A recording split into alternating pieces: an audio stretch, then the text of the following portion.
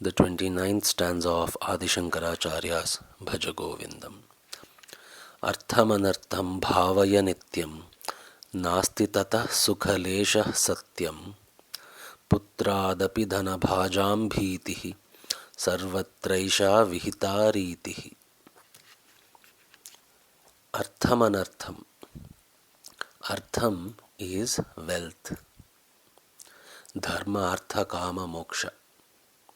In that the second goal of humanity is wealth also, artham.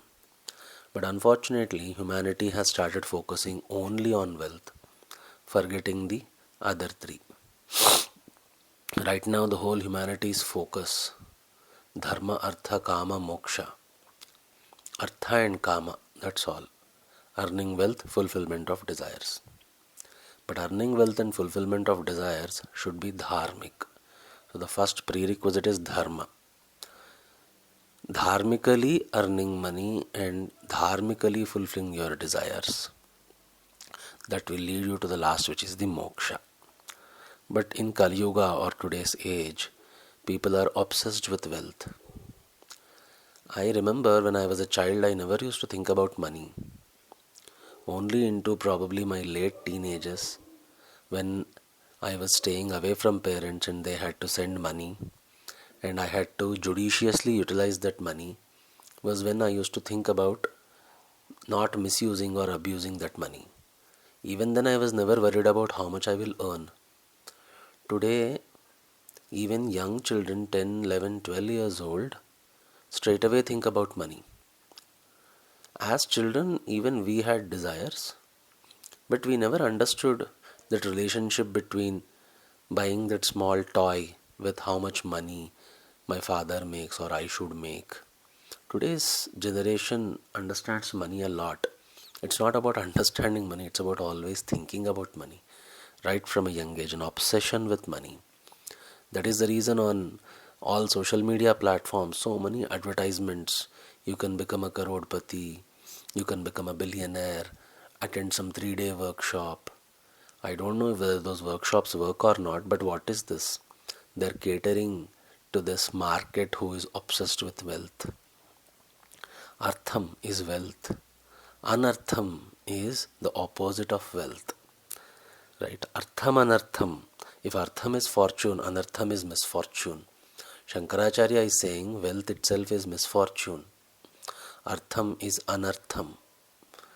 So don't crave for wealth because you think wealth is something that gives you happiness. No, that is the biggest misfortune. Why? Because it will probably stop you on your spiritual path. He is not asking you to live like a beggar.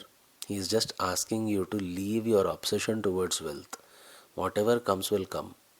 It is not because of your strong desire that you are getting rich. Or it is not because you hate money that you are becoming poor. It is your karma. Rather, just accept what comes. If you are a wealthy person, accept that wealth. If you are a poor person, accept that poverty. Don't be obsessed with wealth. Why? Because Shankaracharya here says, Artham anartham. Wealth is the biggest misfortune.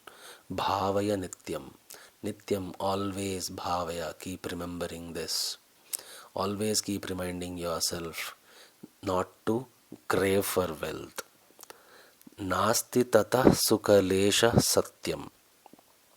Meaning, sukha, happiness. Lesha, extraction of happiness from wealth is not possible. Nasti, not possible. It is not possible to extract happiness out of wealth.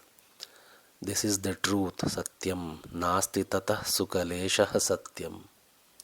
Even a small bit of leshaha means even a little small bit of happiness. Extraction of that happiness out of wealth is impossible. Even a little bit of happiness cannot be extracted out of wealth. This is the truth. Unfortunately, today most people argue that money is the solution to all my problems. So you think the rich people don't have problems? They probably have bigger problems than you. They probably are fighting court cases against their own families, fighting with governments to retain their wealth, even fighting among themselves and not able to sleep because of this anxiety whether their wealth will remain or not, you probably don't have those issues. Rest all other issues like health issues, family issues, even they have. So did they become more happy because of wealth, the rich people? No, right? Shankaracharya is pointing out the same thing. It is not possible to extract happiness out of wealth. This is the truth. Putradapi dhanabhajam bhitihi. Bhitihi is fear. Dhanabhajam.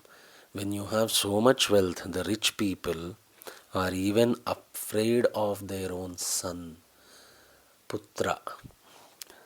When you are very rich, apparently, I don't know how it is because I am not very rich, but apparently the rich are even afraid of they fear their own son because of that attachment towards wealth, that maybe my son or my children will squander it, will misuse it, will abuse it.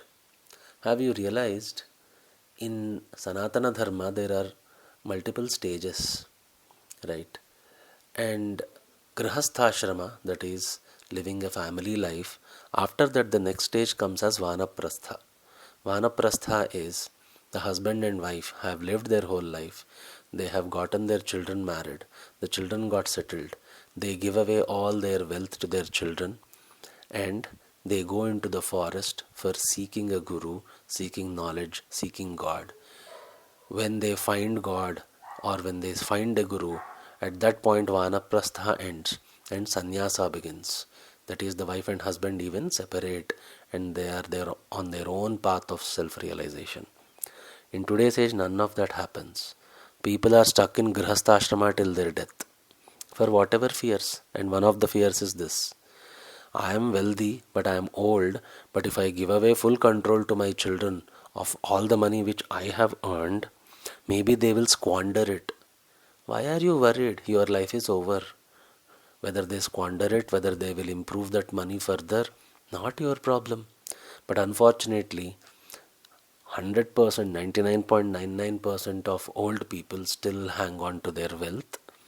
They want full control over it because they feel that if the wealth is in their hands, they can manage better and give it to their son when they die. But even after you die, he can squander it anyway. Why are you so much worried? You are not anyway not going to take wealth from here when you die? At least in old age, now realize that Vanaprastha, start searching for a guru. Primary objective is not protecting wealth and giving it to children, just give it away. You want social security, keep some probably in your bank for you, your wife, for your needs until your death. But at least the focus has to shift now. So the rich people apparently even fear their own son. Putradapi dhanabhajam bhitihi sarvatraisha vihitaridhi. Sarvatraisha, everywhere. This is the way. This is the trend. This is the way for wealth. So there is no other way. Shankaracharya is being very clear that wealth is the biggest misfortune. And you cannot extract even a little bit of happiness from wealth. And the rich have their own worries, they fear their own son as well, out of the attachment towards money. And this is the established way when it comes to wealth. This is how wealth operates in the world. So Shankaracharya is asking us not to worry about wealth. What comes is yours, what doesn't come is not yours. You need not crave strongly for wealth, because it is not your craving that produces wealth. It is your past karma that produces wealth. Do your job, do your karma, what comes has to come. If poverty is your cup of tea, you cannot avoid it. If richness and pompness is the cup of tea, you cannot avoid that as well. Like Gautam Buddha, who became Buddha, he became self-realized, but he was born very rich. He gave up all that and he became a sannyasi and became self-realized. Did Gautam Buddha struggle to become rich? No, he was born rich. Karma. Wealth is all product of karma. So Shankaracharya is asking us to not worry about wealth. Rather, Bhajagovindam, pray to the Lord. Until the next stanza, see you guys. Bye-bye.